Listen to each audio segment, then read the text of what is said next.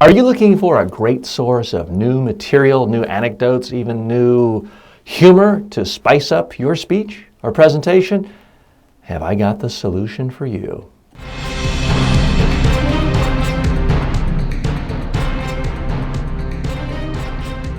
Speaking, the show about effective speaking in public, to the media, at work, and in life.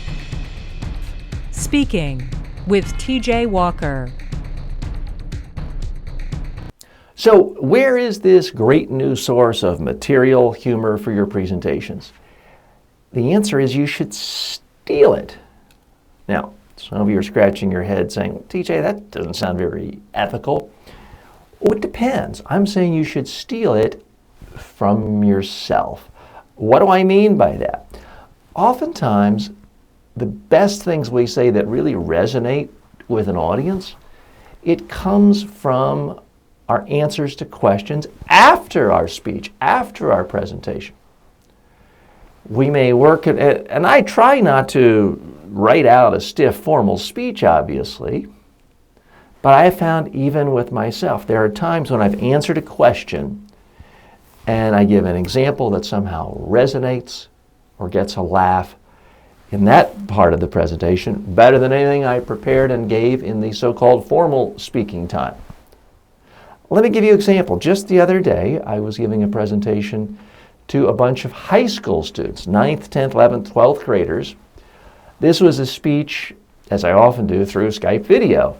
Not surprising. I'm standing here in the same studio in New York, giving this presentation to students in Charlotte, North Carolina. And I thought I'd given them a great presentation. But when I spoke to the organizer afterwards, the organizer said, yeah, TJ, they loved your speech. They thought it was incredibly funny. They really, really laughed the hardest when you held up your crock. I'm saying, when did I do that? And then I remembered. One of the students, the whole presentation, by the way, was how you picked your career, how your education shaped your career, what you like and don't like about your career. So one of the questions after the presentation is, what else do you really like about your job? So I said to the student, let's call her Sally. Sally, what I like about my job is I can work from home. For example, right now you see me in this suit and business shirt, but actually I am wearing shorts and I'm wearing Crocs, and I held up my Croc, a blue sort of tacky, ugly looking shoe. Those of you watching on YouTube and any of the video platforms, you can see me hold up the shoe. It looks, frankly, almost clownish. And apparently the entire auditorium of 300 students started laughing. I couldn't really hear it because I was speaking through Skype video. Those of you listening on audio, just take it from me. It's a very ugly, unattractive, non-business shoe to wear, but it's incredibly comfortable. And since I do work from home and nobody sees what I'm wearing, I get to wear whatever I want. So now I know if I'm ever presenting to people in the future and I have to talk about what I like about my job or why you should have your own home TV studio or the advantages of giving presentations through live Skype video. There's many, many applications. I know I can get a laugh by holding up my Croc that I'll probably be wearing because that's pretty much the only thing I wear when I'm at home, much to my wife's chagrin. More on this in just a moment.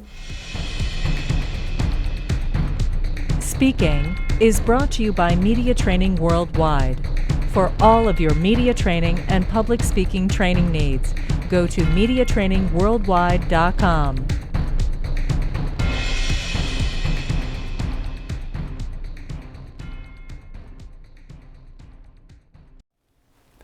So folks, let me be candid with you. I'm not a great joke teller. I actually did take a stand-up comedy class about 18 years ago in New York City. Never got to the point where I thought it was really worthy of subjecting audiences at a stand-up club.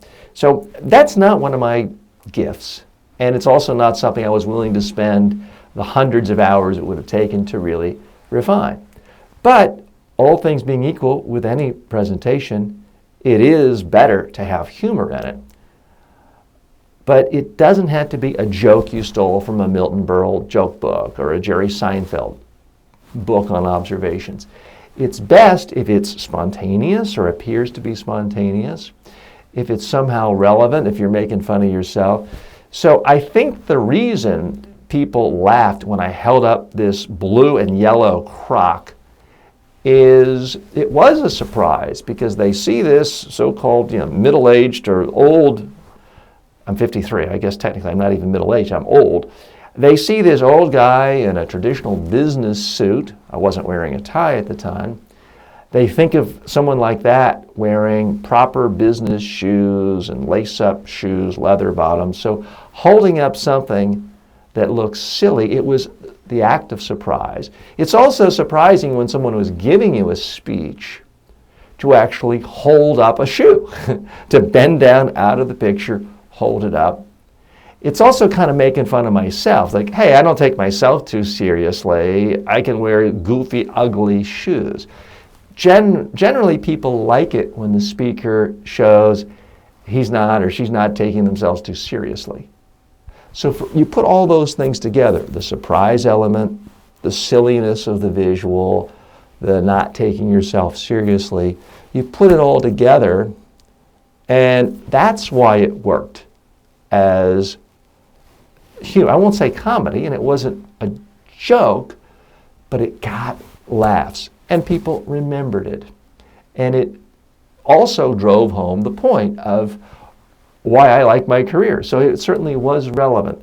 That's why it works. Now, I can use that in the future when I want to. At that point, it won't seem spontaneous, or it won't be spontaneous to me, but I think it will still work because it's not a joke that you see in a joke book. It's not something other speakers are doing. It will seem fresh to that audience. And that's the thing that people don't realize about their favorite comedians. As those of you who are regular listeners and viewers of this program know, we talked earlier this year about Chris Rock's highly successful turn as Master of Ceremonies for the Oscars of 2016. And what we talked about is the little-known fact that he practiced all those jokes many times every night for 2 weeks when he performed at small comedy clubs in Los Angeles. He wanted to practice in front of people, listen, see did they laugh, what was the reaction. And if he tried out jokes and nobody laughed, he then cut it out of the script and didn't use it the night of the Oscars. If he had material and it got a lot of laughs from the audience, then that increased the odds that that material would get into the final broadcast that he was putting out to 100 million plus people around the world.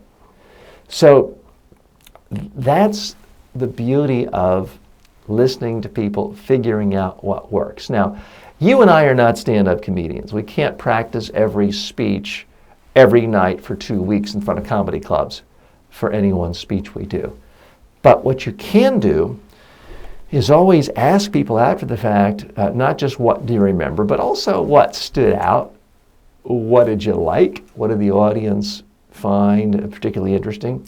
And you will be surprised at how often it was something that you said in the Q&A. Because there is a tendency with most people, when they're preparing their presentation, they tend to get abstract. They tend not to give interesting examples and stories as much as they should. But when someone asks you a specific question, something clicks in most people's brains, and they automatically go into a conversational mode where they think in terms of examples, case studies, stories. It may be, and I've seen this 1,000 times, someone who gives a boring, dry speech, abstract data dump is asked a question in Q&A, and they go right into a compelling story with a problem, dialogue, a setting, an outcome, a resolution. That's far and away the most interesting moment of their entire presentation. What they need to do is capture it, bottle it, and use that the next time they're speaking on that topic. One great secret of fantastic speakers everywhere is they use every single speech, every single presentation they give as a mini focus group to make the next one that much better. Something gets a laugh, use it the next time. A story is something that sticks and people remember, use it for the next time. And again, some of the very best stuff will come from your answers to questions. You're not necessarily going to know. Now, it's easier if you're face-to-face and you see people laughing. But even in my case, when I was speaking to them through Skype video, I couldn't see my audience. I also couldn't hear them because when I was speaking, no audio was coming back. All I had to do was ask, and I found out that's what worked. So please remember that. And whatever you can do to make your presentation more interesting, and by the way, iTunes audience, I'm holding up my ugly blue and yellow crock again. Do what it takes to connect with your audience. I'm TJ Walker. Thanks for joining me. As always, may all of your presentations in life be a huge success. Speaking with TJ Walker is the #1 rated daily streaming TV and radio show devoted to all aspects of speaking and communication. If you received value from this show, then please subscribe to it at MediaTrainingWorldwide.com. Please review the show, leave comments, and share it with your friends and colleagues today.